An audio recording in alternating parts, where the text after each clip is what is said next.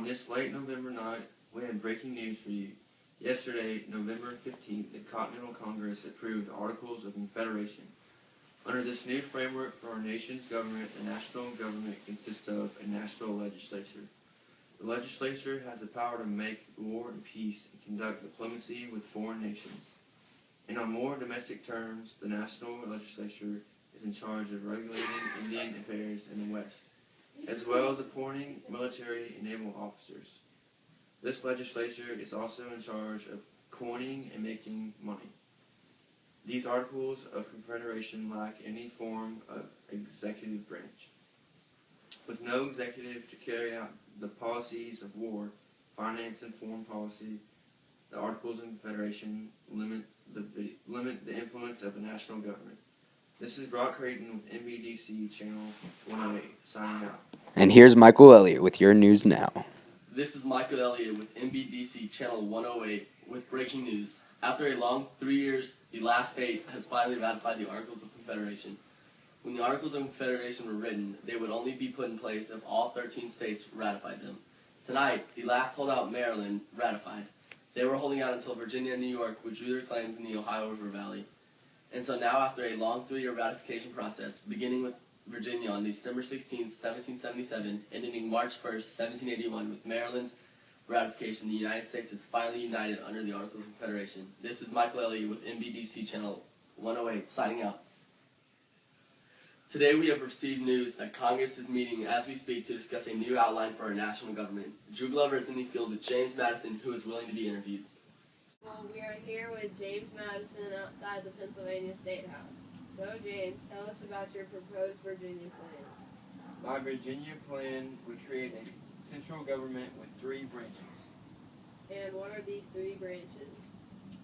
My plan would create a legislative branch, an executive branch, and a judicial branch.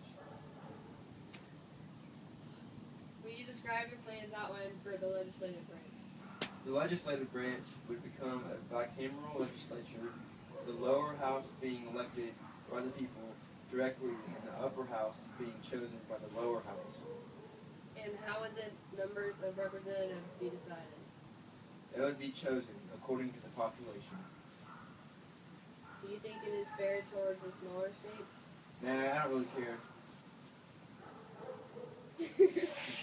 Well then, thank you for your time. Anytime, thank you.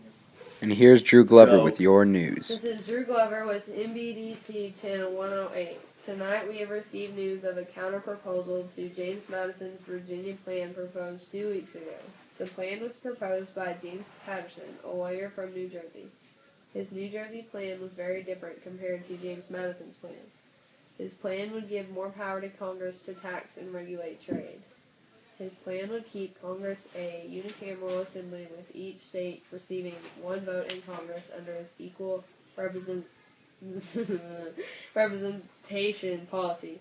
It is likely that smaller states would support this plan, and larger states will most likely support James Madison's Virginia plan. This is Drew Glover with MBDC signing off. And here's Michael Elliott with some breaking news. We come to you with breaking news. Ben Franklin has proposed a compromise to the Virginia and New Jersey plans.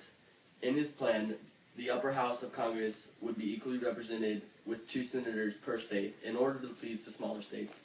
In the lower house of Congress, representation would be based on population. For every 30,000 inhabitants, 1 person would be elected to represent their state in Congress. This would please the larger states. This is Michael Elliott signing out. And here's Brock Creighton with your conclusion. This is Brock Creighton with a MBDC special. When the Constitution was put into effect, it had many weaknesses. Congress had no power to regulate trade and could not collect taxes. Also, a 9/13 majority vote was needed to pass laws. In the Constitution, one major point was set, the 3/5 compromise. This was made to where only 3/5 of the slaves would be counted towards the state's population. This was counted as a 3/5 vote of a white man's vote. Ratifying the Constitution became a big ordeal between 2 groups, Federalists and Anti-Federalists. Federalists supported the Constitution and the Anti-Federalists opposed it. The Federalists were led by Alexander Hamilton, James Madison, and John Jay. They argued that the Constitution was better than the Articles of Confederation. The Anti-Federalists argued that the Bill of Rights were needed to protect rights of the people. They were led by Patrick Henry, George Mason, and Richard Lee. Signing off from MBDC, this is Brock Creighton.